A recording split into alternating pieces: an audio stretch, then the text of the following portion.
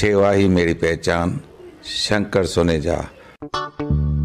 सेवा ही जिनकी पहचान, वो हैं शंकर सोनेजा। फ्री मालेगांव का काढ़ा, फ्री जोड़ों के दर्द का तेल, फ्री नसों के दर्द से छुटकारा पाने की पीने की दवा। सेवा का लाभ उठाइए, सदैव आपकी सेवा के लिए हाजिर रहते हैं शंकर सोनेजा। मां पंहिंजे बेबीअ जो प्रोफाइल हिते मां पेश कयो ऐं तमामु माना उन्हनि सिलेक्ट जेकी जीअं मुंहिंजी पसंदि हुई, जेको बि गन खपंदो हुओ मूंखे मिलियो। मां ॾाढो हिन रिश्तो.com मां जाम ख़ुशि आहियां। मूंखे काई बि कंहिं बि ॻाल्हि जी काउंसलिंग घुरे। रिश्तो.com सिंधियुनि जो सिंधियुनि सां ऑनलाइन सिंधी मैट्रिमोनी। नमस्कार, मैं राजेश दलवानी, आप देख रहे हैं उल्लास लाइन बुलेटिन। कल्याण लोकसभा सीट पर श्रीकांत शिंदे की उम्मीदवारी को लेकर शुरू चर्चा अब खत्म हुई, जहां उप मुख्यमंत्री देवेंद्र फडणवीस ने आज कल्याण लोकसभा पर श्रीकांत शिंदे की उम्मीदवारी की घोषणा कर दी है। पर लगातार कल्याण पूर्व विधानसभा क्षेत्र में बीजेपी कार्यकर्ताओं द्वारा श्रीकांत शिंदे का विरोध देखने को मिल रहा है, जहां कल हुई एक बैठक भी चर्चा का विषय बनी हुई है, जहां बताया जा रहा है कि इस बैठक में बीजेपी कार्यकर्ताओं ने कहा कि कल्याण लोकसभा पर श्रीकांत शिंदे को अगर उम्मीदवारी मिलती है तो वे काम नहीं करेंगे।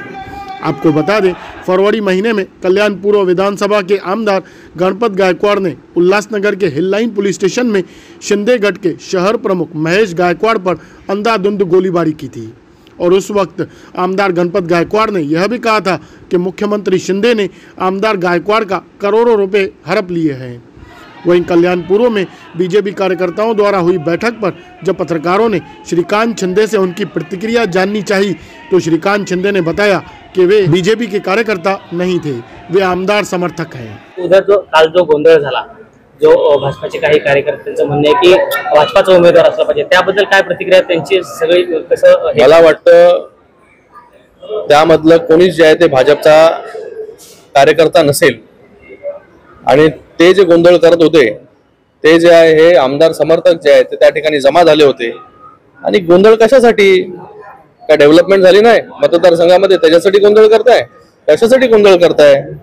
गोंधळाचा एकच विषय होता की त्या ठिकाणी जो गोळीबार झाला, त्या ठिकाणी ज्या काही गोष्टी झाल्या त्या कुठेतरी ज्या आहेत, गोळीबार मी करायला लावला? मी नाही करायला लावला ना।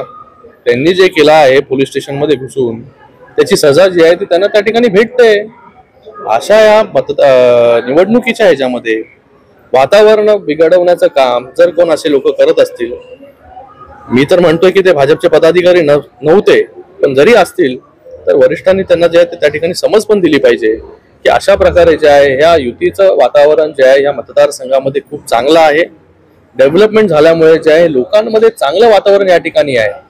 लोकांना जिथे जिथे मी भेटतोय तिथे तिथे जे आहे लोक खूप स्वयंस्फूर्तीने उत्साहाने जे आहे त्या प्रचारामध्ये जे आहे ते सहभाग घेत आहेत आणि ह्यावेळी एक वेगळा विश्वविक्रम जे आहे ते त्या ठिकाणी रचण्याचं जे आहे हे लोकांनी ठरवलेलं आहे।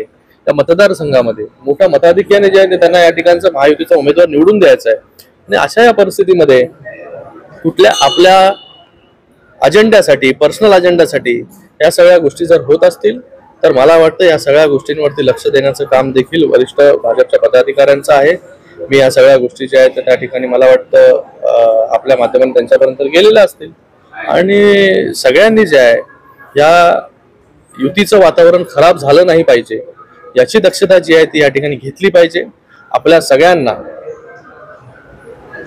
मिळून पुन्हा एकदा या देशाचं नेतृत्व जे यशस्वी प्रधानमंत्री नरेंद्र मोदी साहेब करतायत त्यांना पुन्हा एकदा जे आहे हे त्या ठिकाणी प्रधानमंत्री आपल्याला बनवायचं आहे आणि देशाचा विकासाचा ग्राफ जो आहे अजून आपल्याला पुढे घेऊन जायचा असेल तर या ठिकाणी आहे सगळ्या पदाधिकाऱ्यांनी जे आहे हे भान ठेवून काम करणं गरजेचं आहे। रिपोर्ट महेश रोकडे, उल्लास लाइन बुलेटिन, कल्याण। उल्लास लाइन बुलेटिन को सब्सक्राइब करें, बेल आइकॉन दबाएं और देखिए उल्लास लाइन बुलेटिन की न्यूज़ सबसे पहले आपके मोबाइल पर।